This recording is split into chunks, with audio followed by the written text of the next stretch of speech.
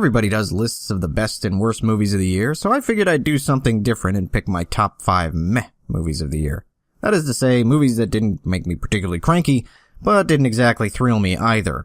They're the kind of movies that you could skip in the theater, but wouldn't be a total waste of time if you happen to catch them on TV or on Netflix or something. The best of the completely mediocre, if you will. So without further ado, here we go. Number 5, Warcraft. Movies based on video games always have an uphill battle. Games with stories that would make good movies usually already have them told well enough that nobody needs a movie of it. And games without fleshed out stories usually don't have enough to them to create an actually good movie. So other than a couple of exceptions, we have yet to see one that both captures the spirit of the game and turns out to be a legitimately good film on its own. Warcraft was the first of this year's attempts to break that curse. I started my channel after this came out, so I really didn't get to review it, and I also didn't see it in the theater, but people at the time said it was pretty bad. Now that I've seen it, I'd say the hate for this one is a little exaggerated. It's pretty muddled in its storytelling, and I have no idea how far it strays from the mythology of the games on which it is based, but it's got some cool action sequences, some impressive CGI orcs, and it sets itself up well for a sequel we'll never see. Number 4, Arrival. If you watched my review of Arrival, you know my biggest problem with this movie is that it just kind of dumps the whole bit about trying to communicate with aliens in favor of a twist into a philosophical question that I really didn't care about. If I had, though, I think this one would be in the list of best movies this year, like so many other people are probably doing. It's well acted, it's well paced, it's well shot, and it's well scored, and it is interesting at least in the beginning.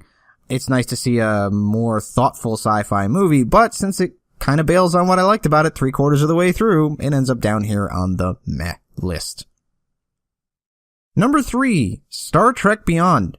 I am genuinely surprised that I didn't hate this movie. The Star Trek reboots to date have just been awful zombifications of a franchise I grew up loving, but since they dumped Orci, Kurtzman, and JJ in favor of new people, Star Trek Beyond managed to rid itself of a lot of the baggage weighing down the largely awesome cast and the modern visuals, which made it a surprisingly okay movie.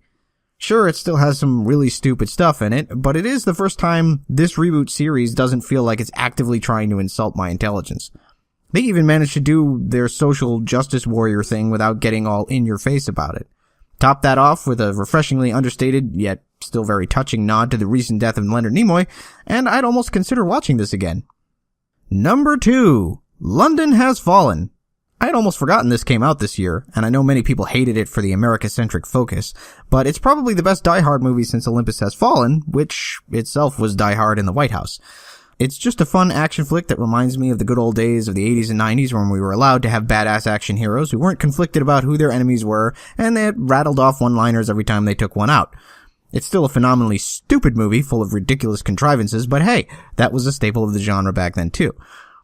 If you're not one of those people who cries about jingoism all the time and you don't find unabashedly negative portrayals of terrorists too one-sided for your liking, you might just enjoy this movie too. Number 1, The Magnificent Seven.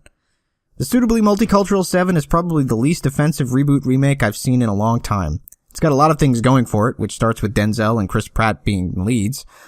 Hell, the only Denzel movie I can think of that I straight up disliked was Flight, and that's because that was an enormous bait and switch that proclaimed it was about an airplane crash but was actually about alcoholism. So his presence gives this one a leg up right from the start. Mag 7, as it was called on Twitter, apes just enough of the original to be the same story, but changes enough that it doesn't feel like it's a complete ripoff. Of course, I still think the original movie is far superior even with today's bigger and better special effects, but taken independently of its namesake, this is a pretty good action flick on its own, which is something that can't be said of many of the other remakes we've been forced to endure over the last few years. Of all the movies this year that I didn't super enjoy, this is probably the one that I could sit through again without getting especially cranky at some point. It is a true meh movie. So those are 5 movies that still might be worth checking out down the line if you missed them this year. Did you see any of them? And what were your favorite meh movies of the year? Let me know your thoughts in the comments below. And I can assure you, if you decide to like the video and or subscribe to my channel, my reaction will most definitely not be meh. More like yay, or woohoo, or sweet.